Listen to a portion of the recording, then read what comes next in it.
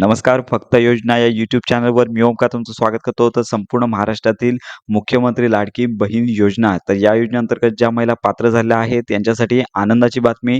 तर ₹4,500 ज्या महिला आहेत, त्या लाभार्थ्यांच्या बँक खात्यामध्ये होणार आहे.